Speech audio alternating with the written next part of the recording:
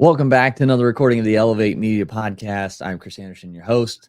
And today we're going to be diving into what a customer journey looks like with your business, how to do it well, and maybe some unique ways to do it and stand out amongst everyone else. So bring on an expert in this topic, Mark Stern. He's the founder of Mark Stern, who is the founder of Custom Box Agency. And he's got lots and lots of experience doing this. He's been through the ropes of creating, personalized and good customer journeys. So, Mark, welcome to the Elevate Media Podcast today. Thrilled to be here, Chris. So I'm excited about this. Absolutely. So, I think the customer journey is something that can kind of get forgotten a little bit in all the, what needs to be done and the deliverables and the product itself. We kind of forget about the in between, getting the client and then getting them the result, that journey part. So, why is that customer journey so crucial for a successful business? So many reasons why. For me, when it comes to customer journey, the way we define journey is it's the sequence of events to get people to some type of outcome. I always tell clients there's three different types of journeys. There's the acquisition journey. So how do you go about having people discover you to buying your products and services? I can build a whole campaign around that. Second journey is delivery. So it's from onboarding when people buy your products and services to getting them that first quick win or big outcome. Or is it retention? It's all about extending lifetime value. To your question, why is this important? Well, when people buy your products and services, they're buying some type of outcome, some type of promise that you're selling them. And when we look at the journey, do you have a clear pathway to take them from what we call start here to this desired outcome? And when you can define that piece, we see so many things happen. You get results faster for your people.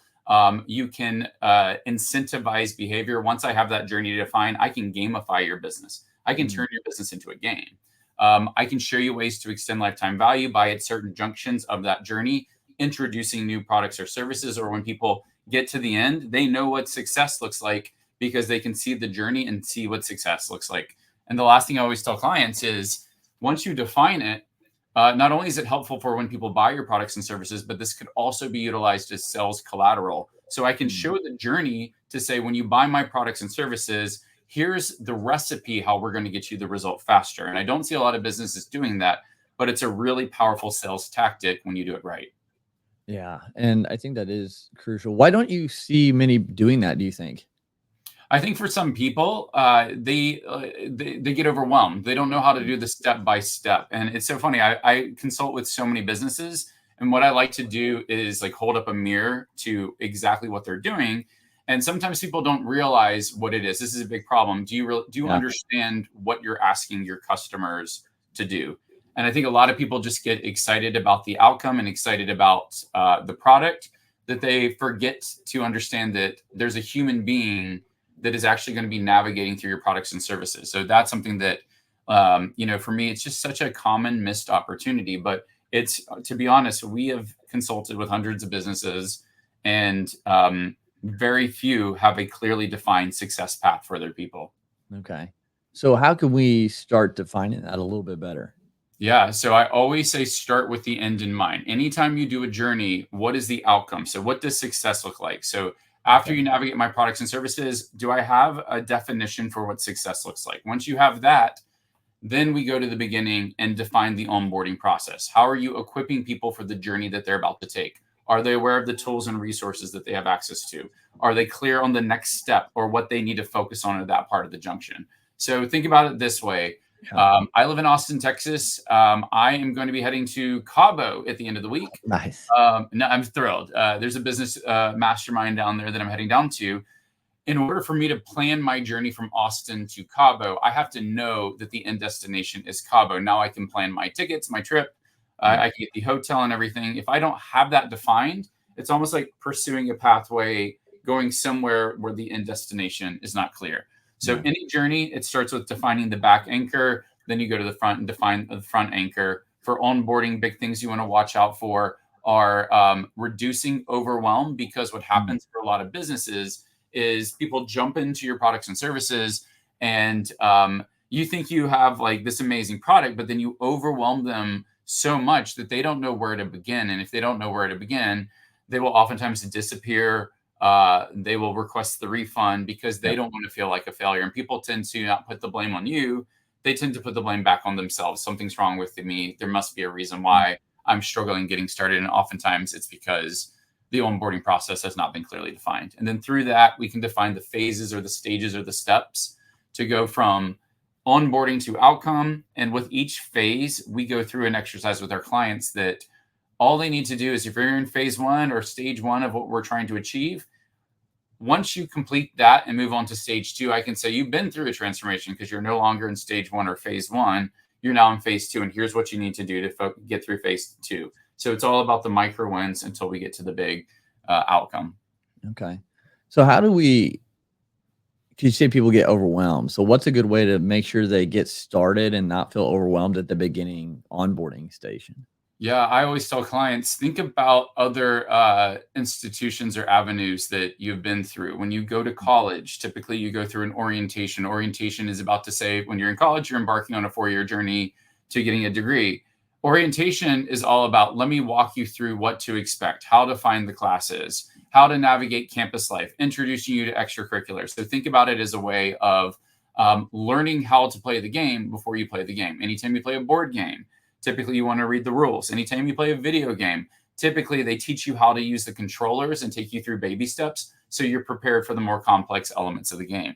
Think about that in your business as well. Are we going through the process of making sure we are introducing what's available? And for clients, this is something that you need to reinforce it again and again and again. And so what we're known for is, after we define these box experiences or the customer journey, we build out these box experiences to blend. And a lot of our clients have a big digital footprint, but no physical.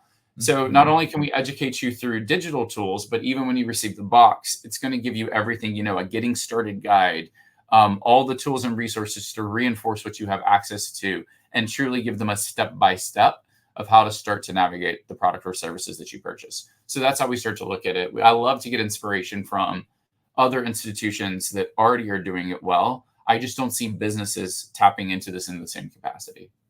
Yeah, I think it's something, it's, kind of like we started off, it's kind of on the back burner because we want to acquire the clients and then we want to get to the end result, whatever that is. And like the journey in between is lost sometimes. And, for us being video production agency, sometimes that's can even, happen, whether that be just with the lack of communication sometimes that can come up with all the moving parts or logistics of it.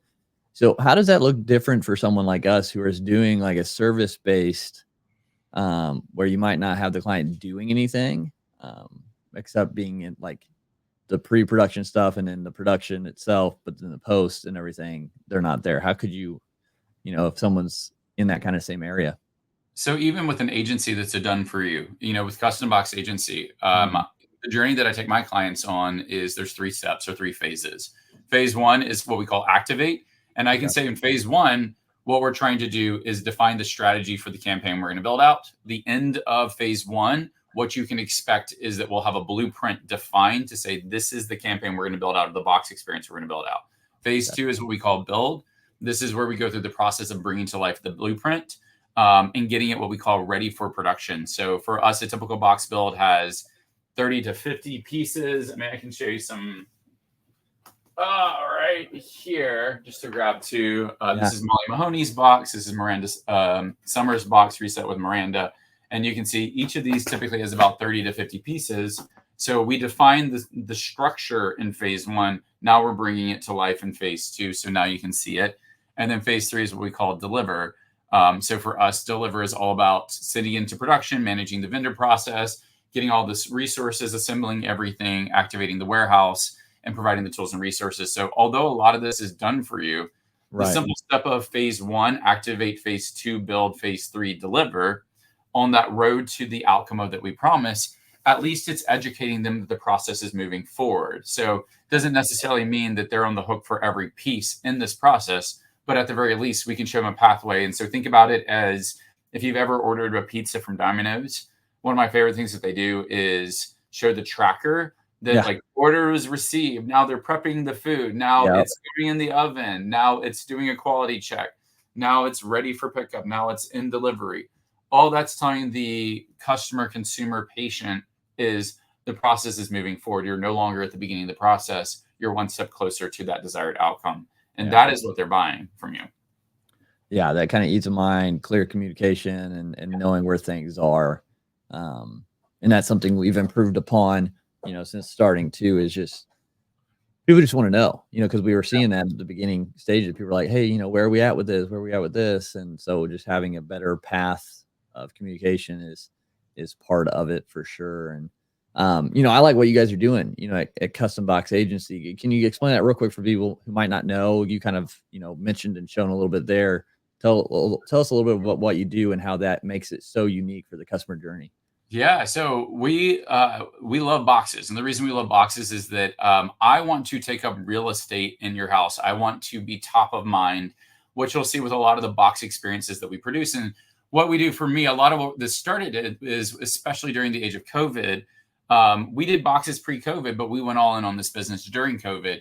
And part of the struggle I had when I left corporate America and became an entrepreneur is I was like, digital and producing more digital content, it's getting so oversaturated. Now we're in the age of AI, pre-age of AI, over 1 billion pieces of data were being released a day. Now we have artificial intelligence releasing billions, if not tens of billions of pieces that are all competing for our attention.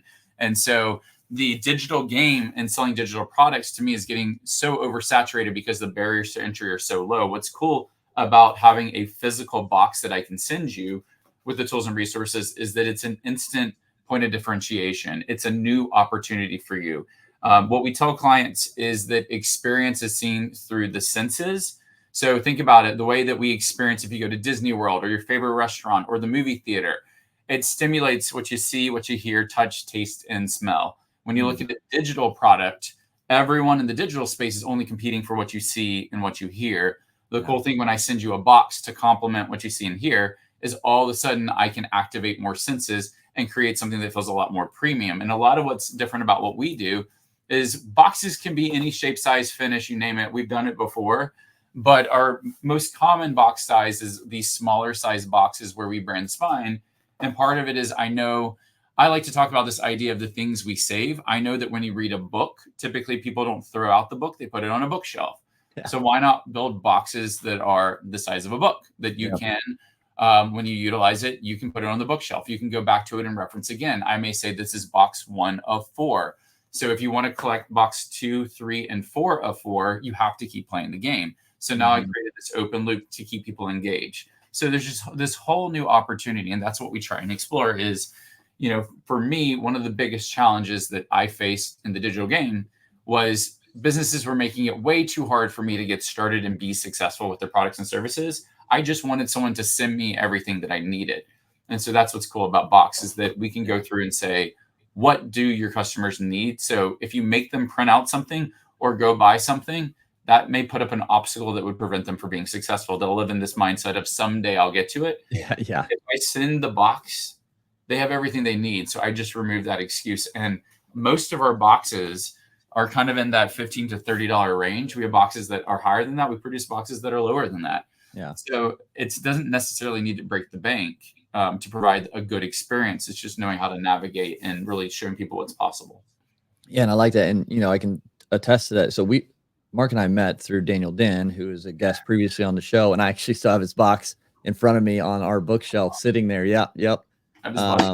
Yep. And so, I mean, it's true. Like I didn't throw it out. It's still there. It's still sitting up there. And so, yeah, I just like it because it's so unique. And I think, like you mentioned, we are in such a digital age, standing out. Like, I send handwritten thank you letters that I still read to clients as like a thank you for, being a part of us. And, it's got a logo on stuff. And it's like, awesome, because I feel like that differentiates us versus just sending a thank you email.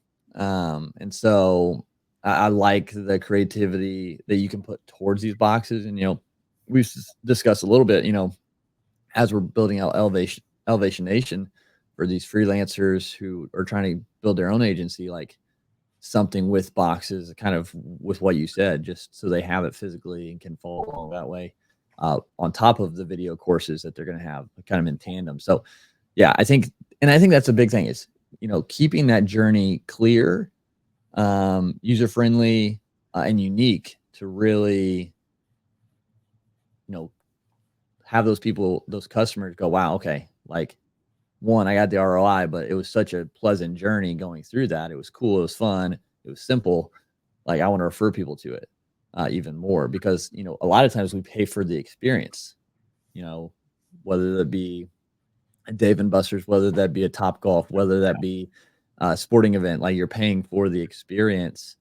And you can do that with your customer journey now too. 100%. Absolutely. What's the most unique customer journey you've been through or helped create? I'm curious. Oh my gosh, it's so funny because people ask me like, "What's your favorite box?" And I'm like, "I love all my boxes." This is why, like, all the tiles behind me, this wall is like all the way covered, and then we have another office that has them as well. But it's every time a client comes to us, it's so cool to just delve into their world. One of the things that I love to do with clients is that, I have a lot of clients that are like, they may sell high ticket products or services. And one of the clients in particular came to me and she was like, she works with dentists, and she looked at the situation and was like, she has a 35K and a $50,000 annual program, really high ticket. Yeah. And for those listening, like, you don't have to have a 35K or 50K program to do boxes. We have people who literally, the Daniel Dent ideas that influence, this is a free plus ship. Part of it is just knowing your numbers. Yep. And this is kind of where we can advise, because an acquisition versus a delivery play, completely different way than how I would consult. But what was cool about what she said was, and this is the power of journey, for people, she helps a dentist like pull themselves out of the day-to-day of their business and start to build a lot more she defines it almost like you are worthy of having a premium life. Mm-hmm. And so how do I help you make more money and get out of the day-to-day to scale your business? And she said to me, when people join my program, it's really not a 1-year program. It's about 3 years to truly maximize the opportunity. And then she started going into year 1 versus year 2 versus year 3. And the one thing I asked her was, do you tell your customers or do you tell your clients that this is a 3-year journey and then this is what to expect year 1, 2, 3? And she said, no. The power of that is, let's just say I had a 50K offer per year.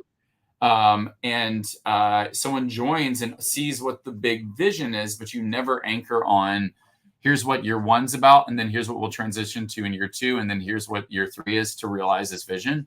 That's the difference between a $50,000 lifetime value and $150,000. So if I say, hey, here's the outcome, it's a 3-year journey, and before they even buy, they can see the themes for the 3 years and define the journey out for year 1, 2, and 3.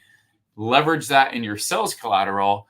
It's a game changer to lifetime value, because now when people sign up, you've already planted the seed in their mind that this is a 3-year journey, and not someone getting through year 1 to say, hey, I got through year 1. We had a lot of growth as a result, but I'm still not financially free or like able to pull myself out of the day-to-day. Well, that's the difference between defining the journey and setting expectations, and then kind of just throwing people in there and like selling them on this big vision.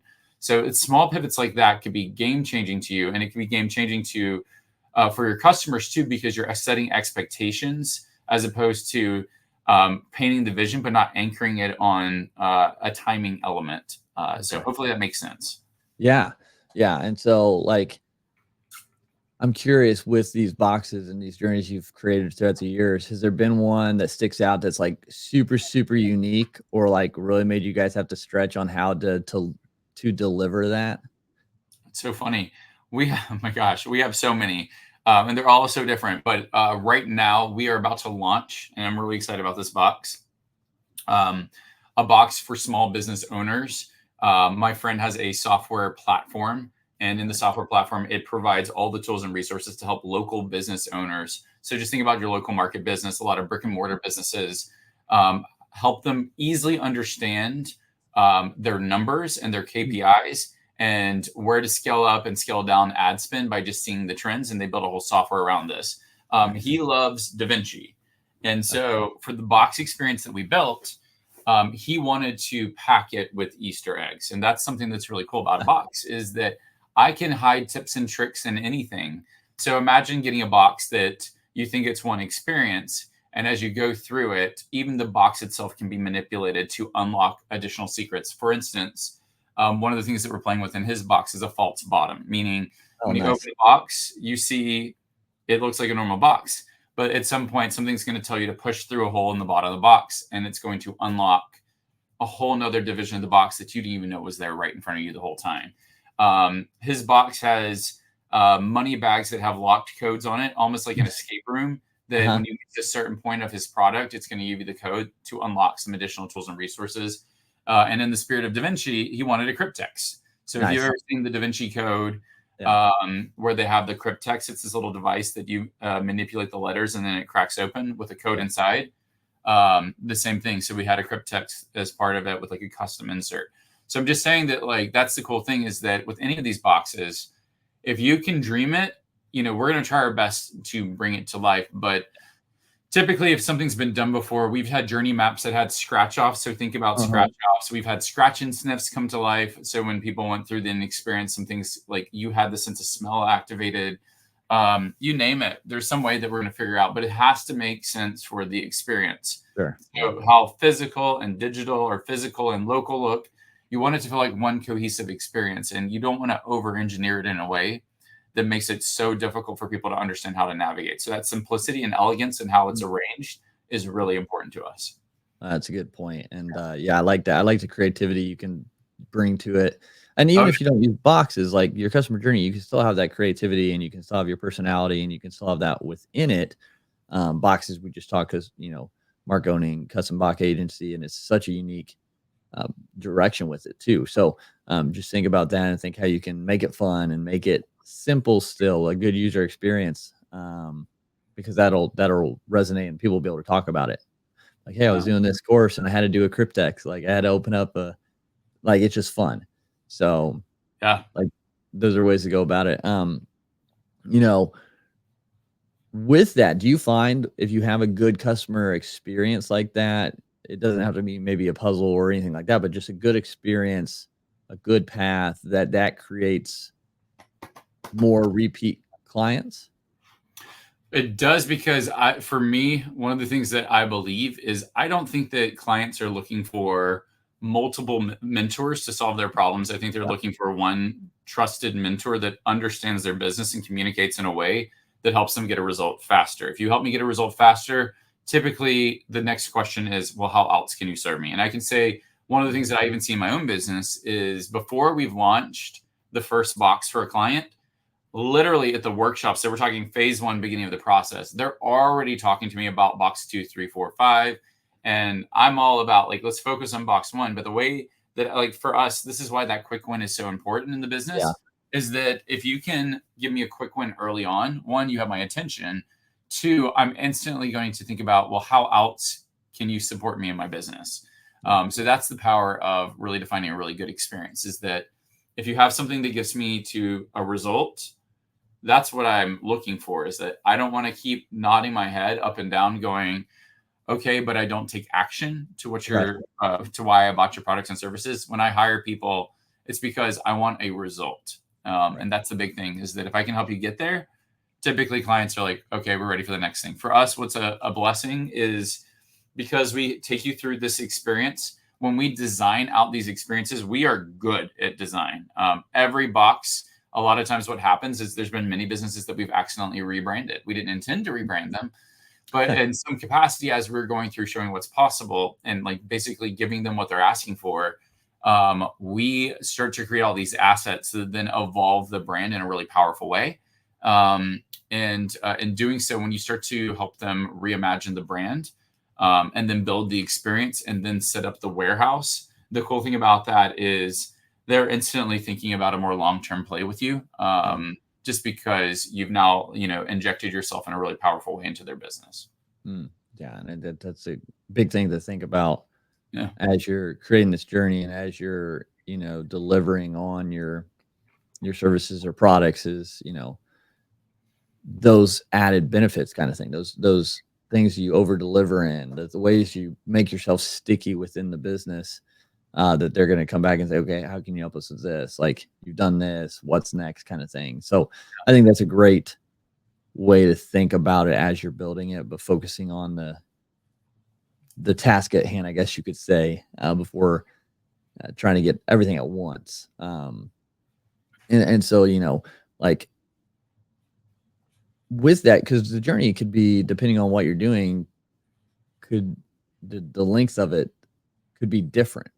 Mhm. Your customer, um, that lifetime value of a customer, that lifetime could look different, in the time span. So how, and that's kind of what you're getting at, right? Like you have a certain lifespan for one thing, but then you feel another need after that they're more connected with you too. Do you find these boxes, these unique experiences expand that customer lifetime value?